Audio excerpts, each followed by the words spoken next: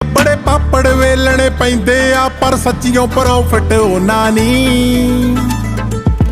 ਹਲੇ ਡੇਢ ਕੁ ਮਹੀਨਾ ਛੇੜੀ ਨਾ ਪੁੱਤ ਜੱਟ ਦਾ ਲਾਉਂਦਾ ਏ ਝੋਨਾ ਨੀ ਹਲੇ ਡੇਢ ਕੁ ਮਹੀਨਾ ਛੇੜੀ ਨਾ ਪੁੱਤ ਜੱਟ ਦਾ ਲਾਉਂਦਾ